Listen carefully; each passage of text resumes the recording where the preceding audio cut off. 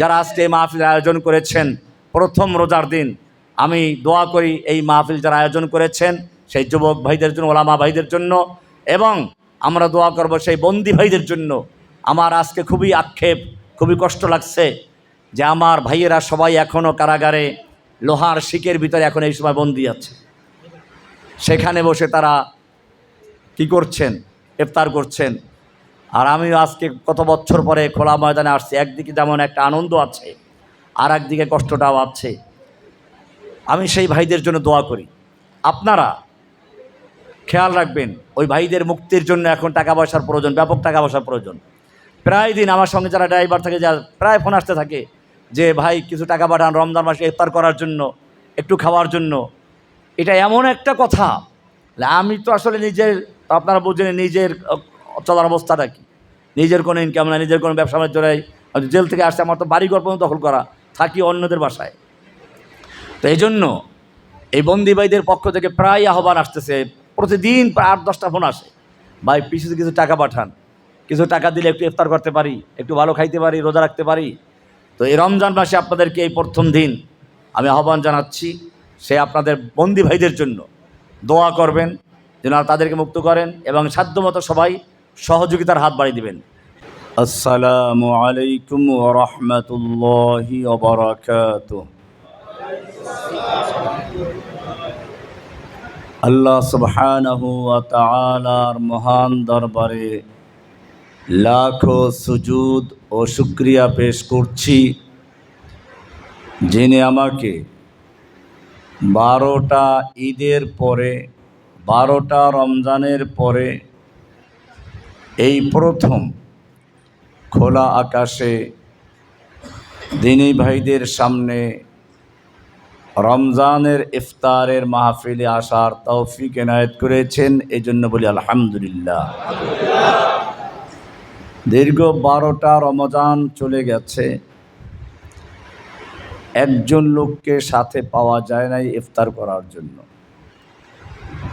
অবশ্য মাঝে মধ্যে 2-1জন কারারক্ষী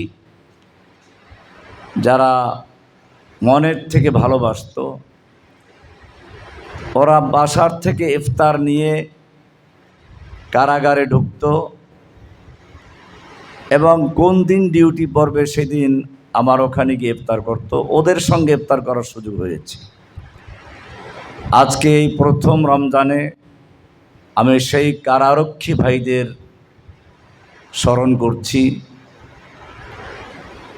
আমি এখন স্মরণ করছি ওই সকল ভাইদেরকে যারা এখনও কারাগারে বন্দি অবস্থায় একা একা রুমের ভিতরে বা 2-3জন রুমের ভিতরে ইফতার সামনে বসে আছেন, যাদেরকে আমরা এখনও মুক্ত করতে পারিনি,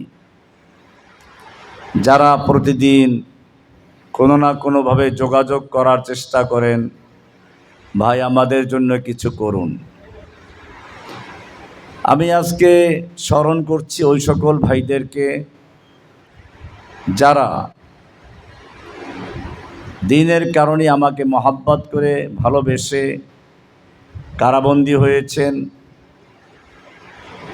অনেকে মুক্ত হয়েছেন, অনেকে এখনও কারাগারে আছেন। আমি এখানে এসে আমাদের ডক্টর মোতাহের ভাইকে পেলাম, যিনি এখানে একটা মহিলা কলেজের অধ্যাপক।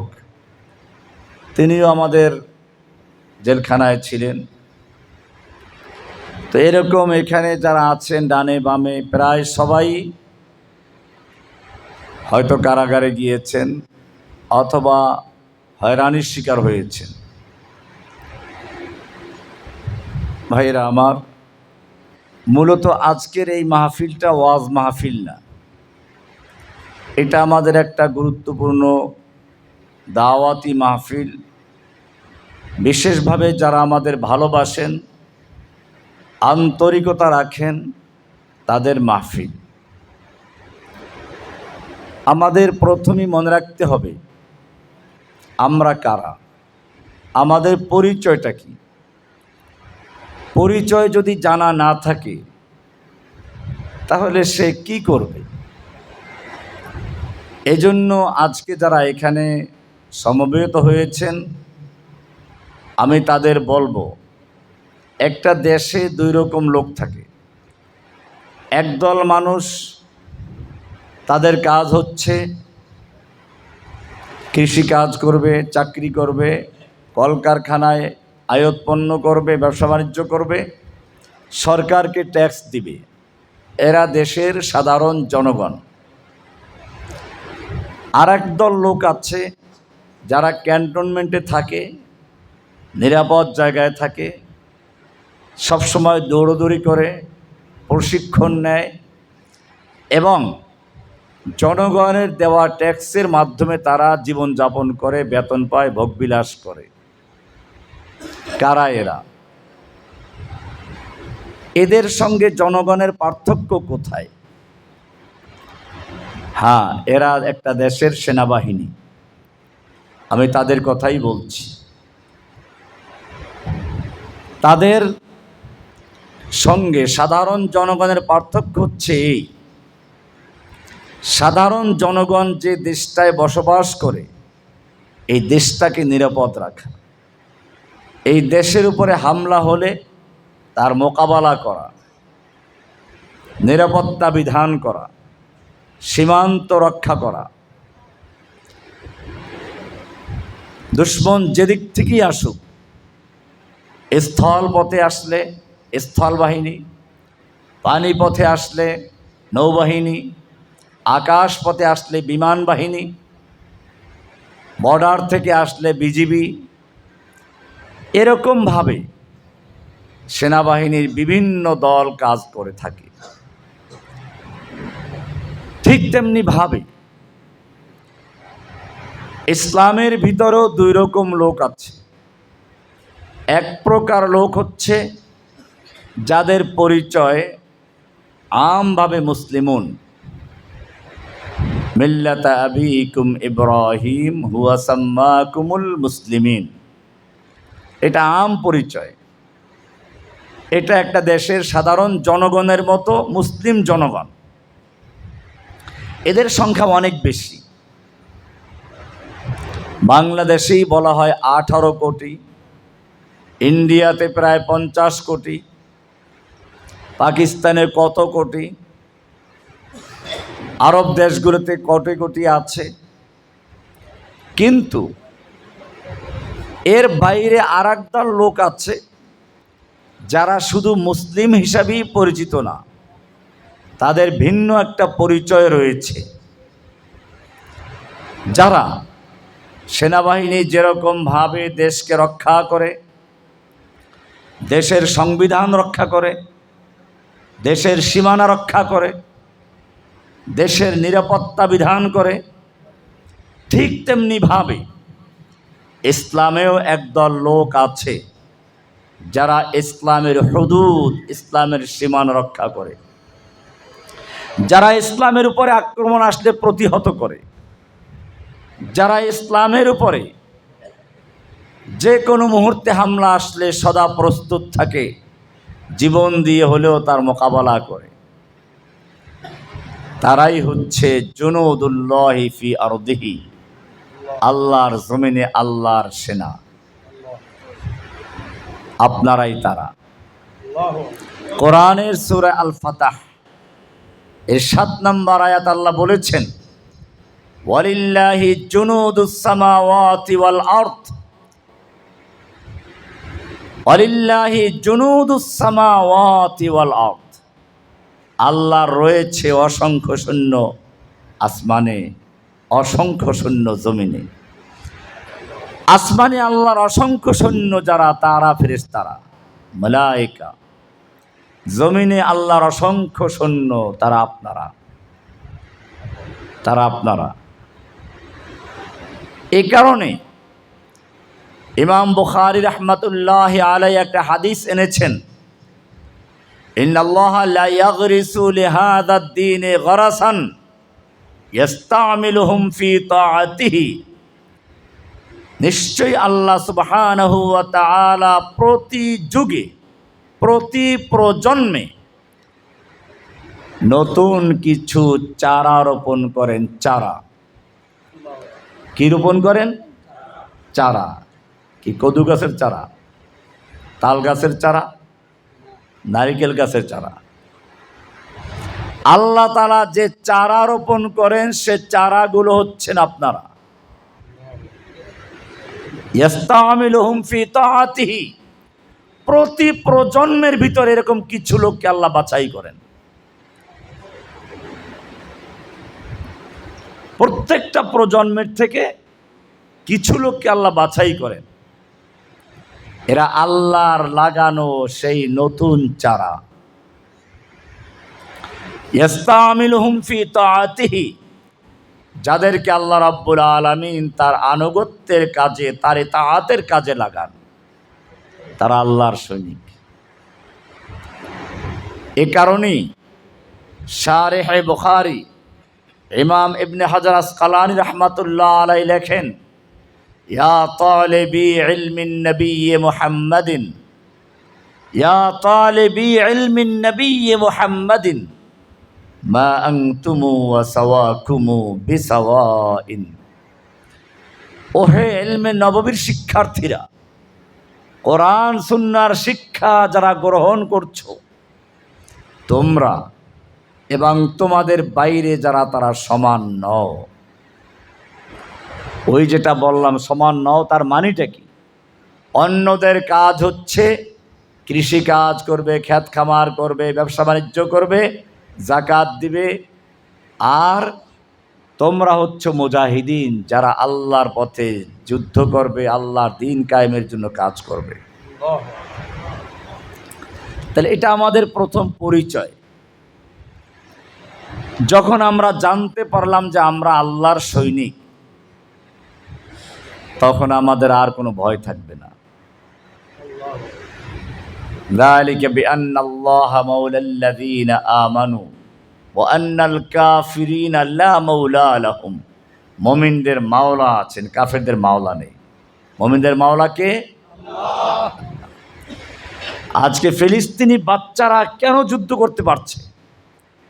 কারণ তারা নিজেদের পরিচয় জানতে পেরেছে। কেন ফিলিস্তিনিরা যুদ্ধ করছে? কেন আফগানিরা যুদ্ধ করে বিজয় লাভ করেছে? তারা নিজেদের পরিচয় জানতে পেরেছিল, তারা আল্লাহর সৈনিক। তাদের গান ছিল, লা তাসালনি মান আনা, লা তাসালনি মান আনা, আমায় জিজ্ঞেস করো না আমি কে, আনা মিন জুন্দিস সামা, আমি আসমানের সৈনিক, এটা আমার পরিচয়।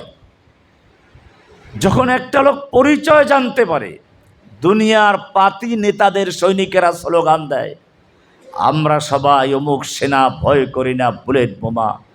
আর যখন একজন লোক জানতে পারে আমি আল্লাহর সৈনিক, আমি আল্লাহর সেনা, আমার মাওলা হচ্ছেন আল্লাহ, সে ব্যক্তি আর দুনিয়ার কোনো শক্তিকে ভয় করতে পারে না। যালিকা বিআন্নাল্লাহা মাওলাল্লাযীনা আমানু ওয়া আন্নাল কাফিরিনা লা মাওলা লাহুম, তাদের কোনো মাওলা নেই। প্রথম পরিচয় আমাদের সৈনিক। সৈনিকের কাজ কি? দ্বিতীয় পর্বে আসলাম। যখন আমরা জানলাম আমরা সৈনিক, এখন সৈনিকরা কি বসে ঘুমায়? সৈনিকের কিছু কাজ আছে। সৈনিকদের ভিতরে কয়েক রকম লোক থাকে। গোয়েন্দা বিভাগ থাকে, এরপরে সৈনিকদের যারা ইনক্লুড করে তাদের একটা বিভাগ থাকে, সৈনিকদের মধ্যে যোদ্ধা থাকে। ঠিক আল্লাহর সৈনিকদের মধ্যেও কয়েকটা দল আছে। একটা দল হচ্ছে দুআত, যারা দাঈ, যাদের কাজ হচ্ছে সমাজের ভিতরে আল্লাহর জমিনে আল্লাহর দ্বীন কায়েমের জন্য মানুষকে সেই চেতনা তৈরি করে দেওয়া। দ্বিতীয় দল হচ্ছে সৈনিক, যারা সরাসরি যুদ্ধ করবে। আল্লাহ রাব্বুল আলামিন কোরআনে বলেছেন, ওয়াইদ্দু লাহুম মাস্তাতাতুম মিন কুওয়া, ওয়াইদ্দু লাহুম, তোমরা প্রস্তুতি গ্রহণ করো, এদাত করো, তৈয়ারি গ্রহণ করো তাদের, তোমাদের শত্রুদের বিরুদ্ধে মাস্তাতাতুম, তোমাদের সাধ্য অনুযায়ী, মিন কুওয়া, শক্তি অর্জন করো। শক্তিটা কি? এক শক্তি হচ্ছে আধ্যাত্মিক শক্তি, কিন্তু সৈনিকদের আধ্যাত্মিক শক্তির সাথে সাথে জাগতিক শক্তিরও প্রয়োজন আছে। এই আয়াতের ব্যাখ্যা করতে গিয়ে আল্লাহর রাসূল সাল্লাল্লাহু আলাইহি ওয়াসাল্লাম বলেছেন, আলা ইন্নাল কুওয়াতা আর রামি, আলা ইন্নাল কুওয়াতা আর রামি, আলা ইন্নাল কুওয়াতা আর রামি। জেনে রাখো, কুওয়া শক্তি হচ্ছে নিক্ষেপ করা, শক্তি হচ্ছে নিক্ষেপ করা, শক্তি হচ্ছে নিক্ষেপ করা। কি নিক্ষেপ করা? গুরুত্বপূর্ণ কথা।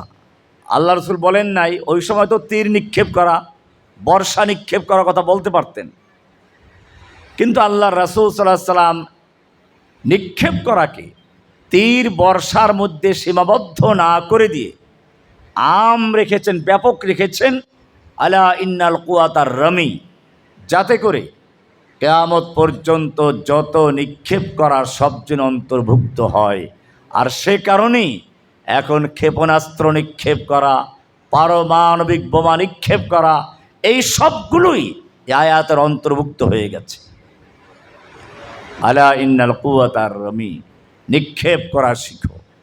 শুধু তীর তরবারি না, যখন যে অস্ত্র আসবে, যেই যুগে যেটা নিক্ষেপ করার প্রয়োজন হবে, ওই যুগের যুবকদের জন্য আল্লাহর সৈনিকদের কাজ হচ্ছে ওইটা নিক্ষেপ করতে শিক্ষা করা। শিখতে হবে। আপনি কোনো শিক্ষা না নিয়ে আল্লাহ আপনাকে বিজয় করে দিবেন এই ভরসা করে নিয়ে আসেন, এটা সুন্নাহ না।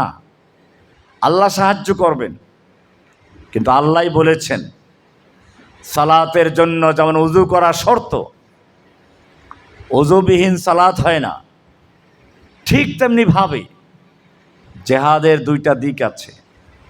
একটা হচ্ছে ইকদামি, একটা দেফাই, একটা তলবি, একটা দেফাই। তলবি হচ্ছে যেটা নিজেরা শুরু করব, নিজেরা আক্রমণ করব।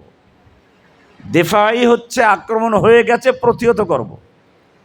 আক্রমণ যদি করে বসে, সেখানে যা আছে তা নিয়ে প্রতিহত করতে হবে। ফিলিস্তিন, আফগানিস্তান, কাশ্মীর, এরকমভাবে আমাদের আরাকান, এসব জায়গায় আক্রমণ হয়েছে, তাদের উপরে ফরজ ছিল যা আছে তা নিয়ে লড়াই করা। কিন্তু আমরা যারা স্বপ্ন দেখি নিজেদেরকে গাজওয়াতুল হিন্দের সৈনিক বানাবো, তাদের কাজ হচ্ছে এই যে নিজেরা ইমাম মাহাদি দাবি করে বসে থাকবো নাকি? তাদের কাজ হচ্ছে এই নিজেদেরকে ইমাম মাহাদির সৈনিক দাবি করে লোকদেরকে মুরিদ বানানো নাকি? ইমাম মাহাদি কোনো জঙ্গলে আসবেন? তাহলে ইমাম মাহাদির সৈনিক যারা হতে চায় তারা জঙ্গলে যাওয়ার সবক দেয় কি করে? ইমাম মাহাদি তিনি কি যুদ্ধ করবেন না এমনি আসবেন? যুদ্ধ করবেন। তাহলে বোঝা যায় যুগে যুগে আল্লাহ রসুলদের থেকে শুরু করে ঈসা আলাইহিস সালাম পর্যন্ত যারাই যুদ্ধ করবেন তাদের উযু করার প্রয়োজন আছে, জেহাদের উযু আছে। আমি এটা বলি, আজকে রমজানের রোজা এটা ফরজ করা হয়েছে যে আয়াত দিয়ে, কুতিবা আলাইকুমুস সিয়াম, কুতিবা আলাইকুম আসিয়াম, ফরজ করা হয়েছে তোমাদের উপরে সিয়াম। ঠিক একইভাবে কুতিবা আলাইকুমুল কিতালও কোরআনে আছে। কুতিবা আলাইকুম হুবহু এক, আসিয়ামের জায়গায় আল কিতাল, একই সূরায়, একই কোরআনে, একই নবীর উপরে নাজিল হয়েছে, দুটোই সূরা বাকারার আয়াত। সিয়াম পালন করার জন্য, কুতিবা আলাইকুমুস সিয়ামের জন্য আজকে সারা বিশ্বব্যাপী বিশাল আয়োজন। ইফতার করার জন্য মার্কেটে ভিড় হয়ে গেছে। চকবাজারে আস্ত খাসি, কি যেন বড় লোকের পোলায় খায় ঠোঙ্গা ভরিয়া লইয়া যায়, স্লোগান চলছে। বড় বাপের, বড় লোকের না, বড় বাপের পোলায় খায় ঠোঙ্গা ভরিয়া লইয়া যায়। কত যে ঠোঙ্গা আছে। তারাবি পড়ার জন্য সুমধুর কণ্ঠস্বর হাফেজ তালাশ করা হয়, কে কার চেয়ে দাম বেশি দিবে, প্রতিযোগিতা হয়। ইফতার সেহরি খাওয়ার জন্য রোজার মাসে ছোলা বুটের দাম বাড়িয়ে দেওয়া হয়। কিন্তু দুঃখের বিষয় হচ্ছে এই, কুতিবা আলাইকুমুস সিয়ামের গুরুত্ব যতটা আছে, যত বেশি আছে, ঠিক তত গুণ কুতিবা আলাইকুমুল কিতালকে অবজ্ঞা করা হয়। অথচ দুটোই একই আল্লাহ নাজিল করেছেন, দুটোই একই রসুলের উপর নাজিল হয়েছে, দুটোই একই কোরআনে আছে, দুটোই একই সূরাতে আছে। তাহলে মনে রাখতে হবে কুতিবা আলাইকুমুল কিতাল ঠিক কুতিবা আলাইকুমুস সিয়ামের মতোই ফরজ। এটার জন্য একদল লোককে এদাত করতে হবে, আল্লাহর সৈনিক যারা, তাদের কাজ হবে প্রস্তুতি গ্রহণ করা। প্রস্তুতি কিভাবে গ্রহণ করবে? প্রস্তুতির প্রথম ধাপ হচ্ছে নিজেকে সৈনিক মনে করা, যে আমি আল্লাহর সৈনিক। চেতনা তৈরি করা। আপনারা দেখেছেন বিগত ফ্যাসিস্ট হাসিনা বারবার বলতো মুক্তিযুদ্ধের চেতনার, এটা একটা গুরুত্বপূর্ণ কথা ছিল। ও বুঝে বলুক বা না বুঝে বলুক, চেতনাটা মারাত্মক জিনিস। যখন একজন লোকের ভিতরে চেতনা তৈরি হয়, আমি আল্লাহর সৈনিক, আমার কাজ হচ্ছে আল্লাহর জমিনে আল্লাহর দিনকে বিজয়ী করা, তখন সে আর নিজেকে জমিনে দেখে না, সে দেখে কোথায়? আসমানে। ওকাবি রূহ জব বেদার হতি হ্যায় জওয়ানোं में নজর আতি হ্যায় মঞ্জিল আপনি আসমানোं में। যুবকদের মধ্যে যখন এই চেতনা তৈরি হয় যে আমি আল্লাহর সৈনিক, তখন সে আর নিজেকে জমিনে দেখে না, সে নিজেকে আরশে ঘোরাফেরা করতে দেখে। সৈনিকের কাজ কি? একটা দেশের সৈনিকের কাজ হচ্ছে কি করা? দেশকে রক্ষা করা। তাহলে আল্লাহর সৈনিকদের কাজ কি? তৃতীয় পয়েন্ট আমার, আল্লাহর সৈনিকদের কাজ ঠিক সেটাই যেটা রসুলের কাজ।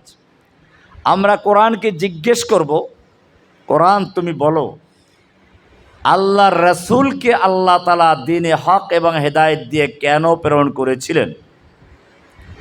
কোরআনের সূরা তওবার 33 নম্বর আয়াত, সূরা সফের 9 নম্বর আয়াত, সূরা আল ফাতাহ এর 28 নম্বর আয়াত আপনাকে একই কথা বলবে, হুয়াল্লাযী আরসালা রাসূলাহু বিল হুদা ওয়া দীনিল হক লিইয়ুযহিরাহু আলাদ-দীনি কুল্লিহি। তিনি আল্লাহ যিনি তার রসুলকে হেদায়েত এবং দ্বীনে হক দিয়ে প্রেরণ করেছেন। কেন প্রেরণ করেছেন? লিইয়ুযহিরাহু আলাদ-দীনি কুল্লিহি, অন্য সব দিন, অন্য সব মতবাদ, অন্য সব ধর্ম, অন্য সব তন্ত্র মন্ত্রকে বাতিল করে দিয়ে, মিটিয়ে দিয়ে, ধ্বংস করে দিয়ে আল্লাহর দ্বীনে হকটাকে বিজয়ী করবে। এটা আপনার কাজ। তাহলে আমাদের আল্লাহর সৈনিক যারা দাবি করি তাদের কাজ কি? বলেন কাজ কি? আল্লাহর দ্বীনকে বিজয়ী করা। কি করা? সকল দ্বীনে বাতিলকে মিটিয়ে দিয়ে আল্লাহর দ্বীনে হকটাকে বিজয়ী করা। প্রথমে বুঝতে হবে আল্লাহর দ্বীনে হকটা কি, এটা বুঝতে হবে না? আপনি যে দিনটাকে বিজয়ী করতে চাচ্ছেন সেই দিনটা তো বুঝতে হবে। সে দিনটা সকলেই বলবে দিনের নাম ইসলাম, এটা বুঝলো। ইসলামটা কি তাহলে? ইসলাম কোনো আদর্শ কিনা? ইসলাম কোনো জীবন বিধান কিনা? ইসলাম কোনো পূর্ণাঙ্গ জীবন ব্যবস্থা কিনা? যদি পূর্ণাঙ্গ জীবন ব্যবস্থা হয়, যেটার জন্য আপনি লড়াই করবেন, তাহলে আপনাকে বিপরীতটাও বুঝতে হবে যে এইটা হচ্ছে দিনের শত্রু। আমরা এখানেই ভুল করি, এখানেই ভুল করি। এ কারণে কোরআন আপনাকে বলছে সূরায়ে ইউসুফের 108 নম্বর আয়াতে, কুল হাযিহি সাবিলি আদউ ইলাল্লাহ, বলে এটাই আমার রাস্তা, আদউ ইলাল্লাহি, আমি আল্লাহর দিকে মানুষকে আহ্বান করে দাওয়াত দেই, আলা বাসীরা, জেনে বুঝে। বাসীরা মানে কি? জেনে বুঝে মানে, জেনে বুঝে বাংলায় পাইলেন, এর অর্থটা কি? ভালো করে বুঝুন। জেনে বুঝের মানে হচ্ছে আপনি যেই কাজটা করতে যাচ্ছেন, যেই চিন্তা চেতনা, যেই দিন লালন করেন আপনি, এটা প্রথমত এটা সঠিক কিনা এইটা বুঝে নেওয়া। 2 নম্বর, দিনটা সঠিক, আপনার চিন্তা চেতনা, আপনি যে মতাদর্শ, যে চিন্তা চেতনা লালন করছেন এটা সঠিক, কিন্তু আপনার এটা প্রয়োগ পদ্ধতিটা সঠিক কিনা। মনে করুন, আপনারা যারা মনে করেন আমরা মুসলিম, আপনাকে আগে চিন্তা করতে, মুসলিমদের মধ্যেও তো অনেক দল আছে, মত আছে। মুসলিমদের মধ্যে আমি স্পষ্ট করে দিই, মুসলিমদের মধ্যে তাবলীগ আছে, মুসলিমদের মধ্যে গণতন্ত্র আছে, মুসলিমদের মধ্যে আহলে হাদিস আছে, মুসলিমদের মধ্যে পীর সাহেবরা আছে। আমি মনে করি ইসলামের কাজ সকলেই যার যার জায়গা থেকে করছেন, এটা ঠিক আছে। তাবলীগের ভাইয়েরা সাধারণ মানুষকে দাওয়াত দিয়ে মসজিদমুখী করছেন, ইসলামের কাজ করে যাচ্ছেন। খানকায় যারা সঠিকভাবে, যারা শিরক বিদআত মুক্ত হয়ে যারা আধ্যাত্মিক সবক দিচ্ছেন, তারা ইসলামের কাজ করে যাচ্ছেন। মাদ্রাসায় যারা পড়াচ্ছেন, এলেম দান করে ছাত্র তৈরি করছেন, আলেম তৈরি করছেন, ইসলামের কাজ করে যাচ্ছেন। এক্ষেত্রে আপনাকে উদার হতে হবে, কিন্তু প্রশ্ন হচ্ছে যে আপনি কোনটা করছেন, সেইটার সঙ্গে অন্যটার পার্থক্যটা কোন জায়গায়। আপনি যদি আল্লাহর জমিনে আল্লাহর দ্বীন কায়েম করতে চান, তাহলে মনে রাখতে হবে আপনার একটা ভিন্ন পরিচয় আছে। আপনার সেই পরিচয়টা কি আপনাকে আরও বুঝতে হবে। আল্লাহর রাসূল সাল্লাল্লাহু আলাইহি ওয়াসাল্লাম বলেছেন, আমার উম্মতের এমন একটা অবস্থা হবে, সংখ্যায় তারা বেশি থাকবে, কিন্তু তারা গোসাউন কা গোসাই সাইল হবে, তুফানের সময় ভাসমান খড়কুটার মতো হবে, তুফান ভাসিয়ে নিয়ে যাবে। এরা কারা? ভাসমান খড়। সেই প্লাবনটা কি? তুফানটা কি? তুফান এক এক সময় এক একটা আসে, এবং যখন যে তুফান আসে ওই সময় আল্লাহর সৈনিকেরা সেই তুফানের মোকাবেলা করে। ইমাম ইবনে তাইমিয়া রাহমাতুল্লাহ আলাইহির সময় ছিল কিসের তুফান? তাতারীদের তুফান, তিনি মোকাবেলা করেছেন। ইমাম আহমদ বিন হাম্বলের সময় তুফান ছিল কিসের? খলকে কোরআনের তুফান, মোকাবেলা করেছেন। এরকমভাবে ভারতবর্ষের উলামায়ে কেরামদের সামনে তুফান ছিল কিসের তুফান? ইংরেজদের তুফান, মারাঠা তুফান, এগুলোর তারা মোকাবেলা করেছেন। কাদিয়ানি তুফান মোকাবেলা করেছেন। এরপরে এক একটা তুফান এক এক সময় এসেছে। একবার আসলো সমাজতন্ত্রের তুফান।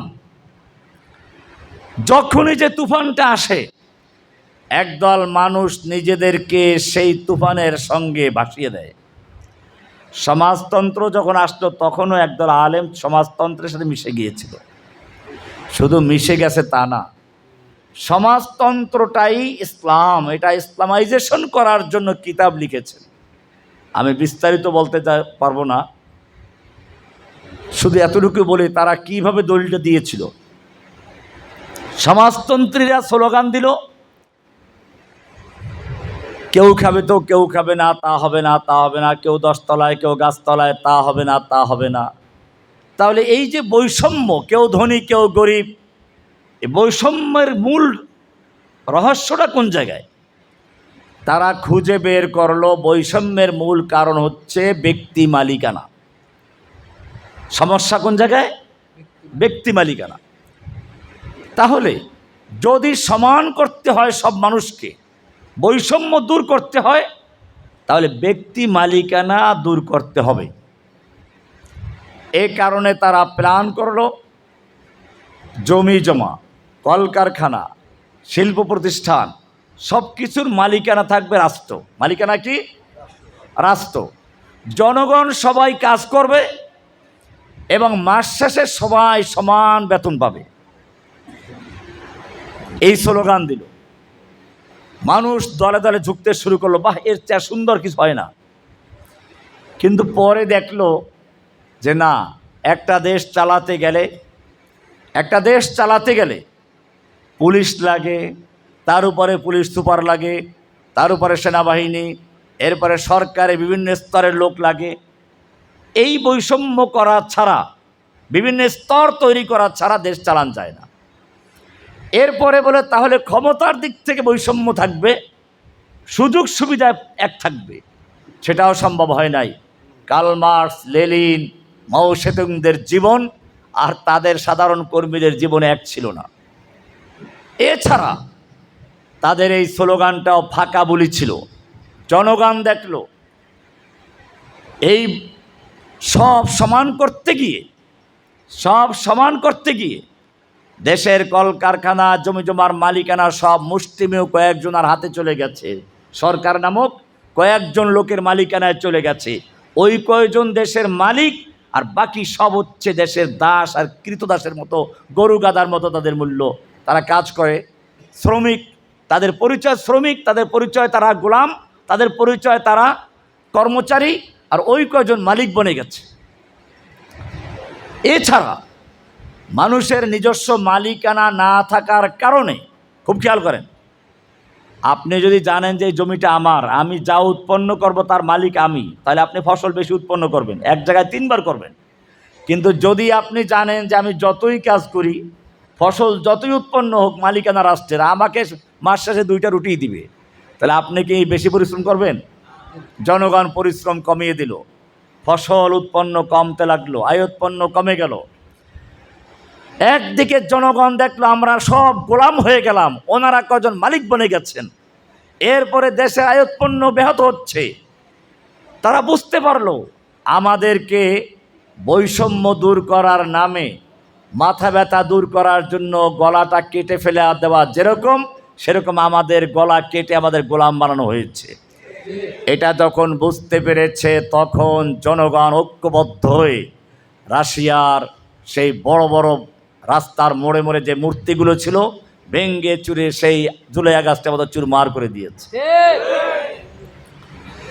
এবারে তারপরে আসলো আর একটা তুফান, যেই তুফান এখনো চলমান, সেটা হচ্ছে গণতন্ত্র। সেটার নাম কি? এটাও খুব সুন্দর একটা স্লোগান নিয়ে আসছে, জনগণ সব ক্ষমতার মালিক। এই জনগণ দেখাচ্ছে তুমি ক্ষমতার মালিক, তুমি ক্ষমতার মালিক, সব ক্ষমতার মালিক। তো ক্ষমতার মালিকের মূলা ঝুলিয়ে মুষ্টিমেয় কয়েকজন লোক দেশের মালিক বনে তারপরে জনগণকে পেটায়। জনগণ ক্ষমতার মালিক।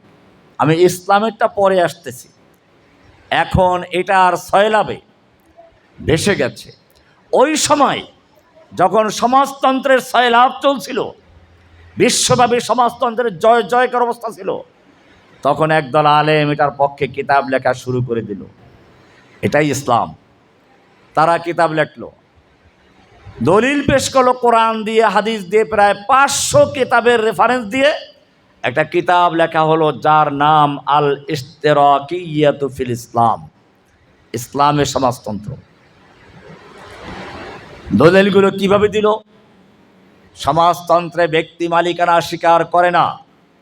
ইসলাম বলে ইন্নাল আরদা লিল্লাহি, জমিনের মালিক আল্লাহ, জনগণের মালিকানা নেই।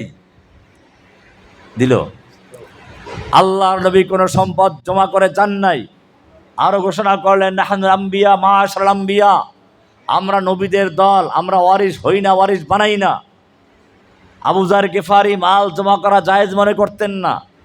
এরকম দলিল দিয়ে কোরআন এবং হাদিসের থেকে 500 কিতাবের থেকে দলিল দিয়ে প্রমাণ করার চেষ্টা করলেন সমাজতন্ত্রই ইসলাম, ইসলামী সমাজতন্ত্র। এরপরে যখন সমাজতন্ত্রের ধোঁকাবাজি ধরা পড়লো, তখন আবার ওই আলেমরাই বলো না না না, সমাজতন্ত্রের সাথে ইসলামের কোনো সম্পর্কই নাই। গল্প করার সময় নেই, একটা গল্প না করলে হয় না। ওই যে কি যেন এক রাজাকে তার যে কি থাকে, ভার থাকে, তো ভার কি করলো, বেগুনের ভর্তা বানাই খাওয়াইছে।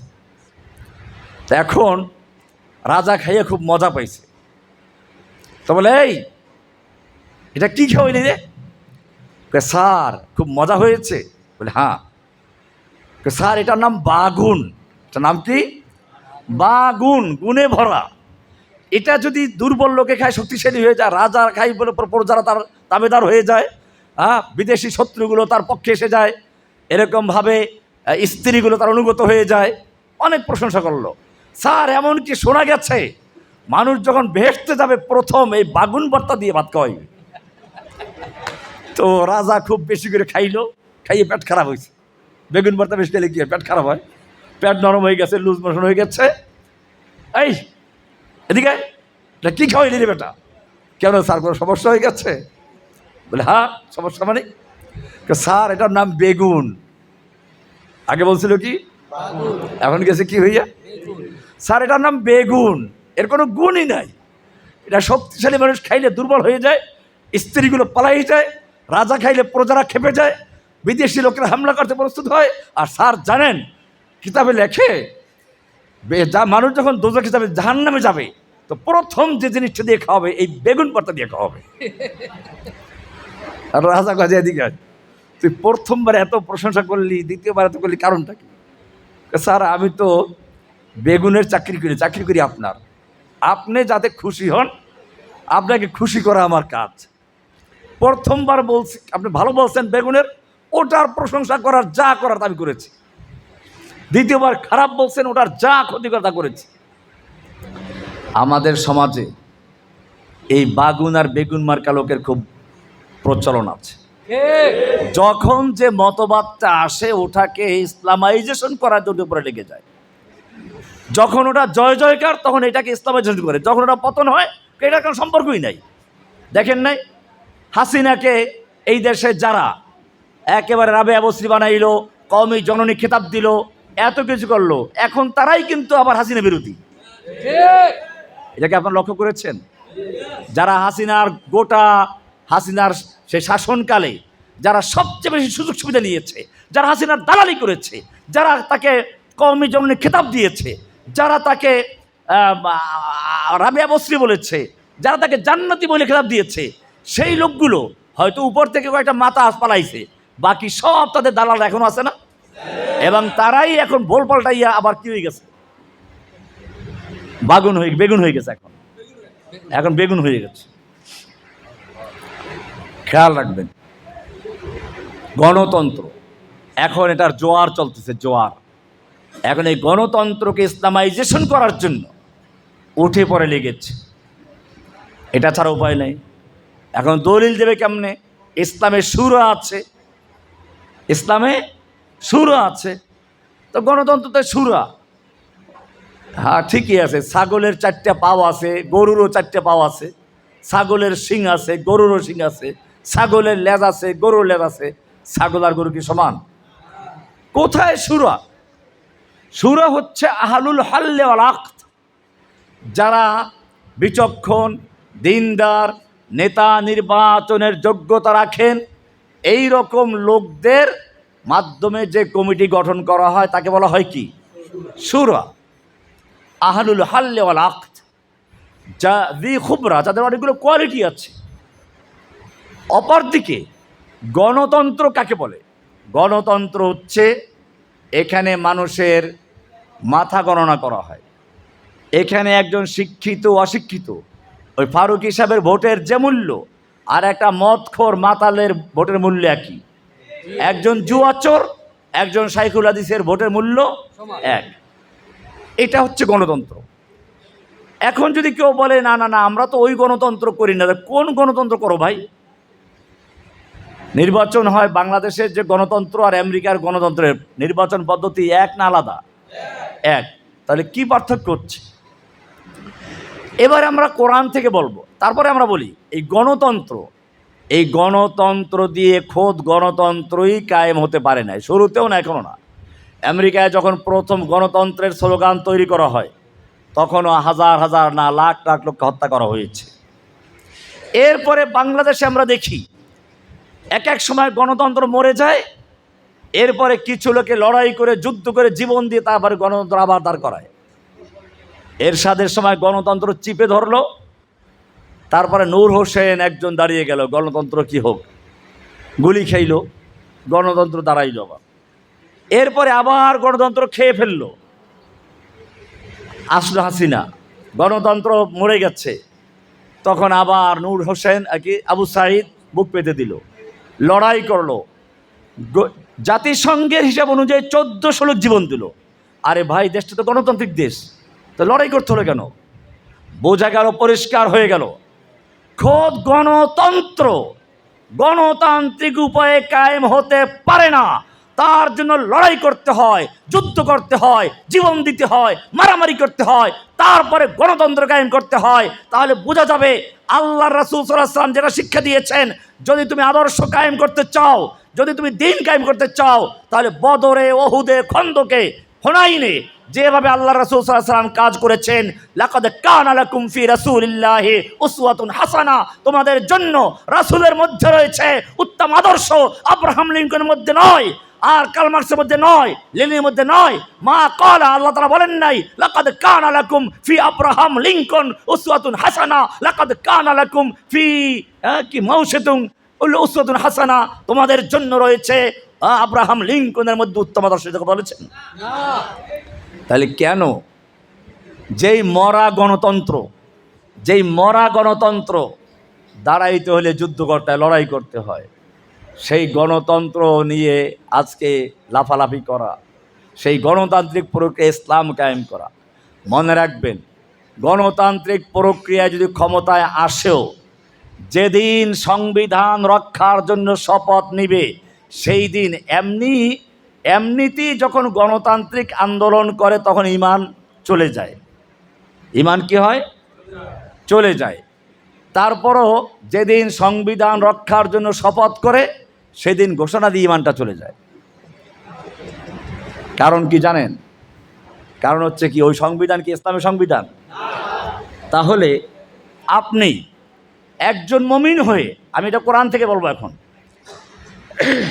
গণতন্ত্রের সম্পর্কে ইসলামের আকীদার পার্থক্য আমি বহু লেকচারে বলেছি, আজকে ওইটা বলে সবাই নষ্ট করবো না। কারণ গণতন্ত্রের মূল স্লোগান হচ্ছে মাস্তার সুলতানের জামিয়ান আশরাফ, সকল ক্ষমতার মালিককে জনগণ। ইসলামের সকল ক্ষমতার মালিককে আল্লাহ। তাহলে এইখানে তো পার্থক্য হয়ে যায়। গণতন্ত্রে আইন বানাবার অধিকার কার? গণতন্ত্রে জনগণের ভোটে নির্বাচিত পার্লামেন্ট মেম্বার আইন বানায়। তার মানে কি? তার মানে হচ্ছে আপনি ভোটের মাধ্যমে, ভোট দিয়া সংসদে কিছু লোক পাঠাইলেন যারা আইন প্রণেতা, যারা কি এখন ওরা যে কোনো আইন পরিবর্তন করতে পারে, বাতিল করতে পারে, অন্য আইন তৈরি করতে পারে, এই তো কথা। তাহলে এবারে কোরআন আয়াত নেন। কোরআন বলছে আম লাহুম শুরাকা শারাউ লাহুম মিনাদ-দীনি মা লাম ইয়াযাম বিহিল্লাহ, তাদের কি এমন কোনো শরাকা আছে? শরাকা, শরীক মানে আল্লাহ শরীক। আল্লাহ যেমন আইন দিয়েছেন, আলা লাহুল খালকু ওয়াল আমর, আইন দেওয়ার মালিক কে? আল্লাহ। তাহলে আল্লাহ যেমন আইন দিয়েছেন, শরিয়া দিয়েছেন, ঠিক যারা নাকি আল্লাহর আসনে বসে আইন তৈরি করছে, বিধান দিচ্ছে, আল্লাহ বলছেন আম লাহুম শুরাকা, তাদের কি এমন কোনো শরাকা আছে? শারাউ লাহুম মিনাদ-দীন, যারা তাদের জন্য দিনের এমন শরিয়া তৈরি করে দিচ্ছে, মা লাম ইয়াযাম বিহিল্লাহ, যা আল্লাহ অনুমোদন করেন নাই। তাহলে যারা সংসদে বসে আইন তৈরি করে, তারা কার জায়গায় বসলো? আল্লাহর আসনে বসলো। কার জায়গায়? তাহলে আমরা যদি বলি মক্কার খানায় কাবাতে 360টা মূর্তি ছিল যাদের মানুষ পূজা করত, আর ঠিক তেমনি ভাবে আমাদের বাংলাদেশের খানায় কাবা, সেখানেও 300 কয়টা মূর্তি বসে তারপরে আইন তৈরি করে, সেই আইন যদি মানা হয়, এটা তো পূজা করা। এটা কি?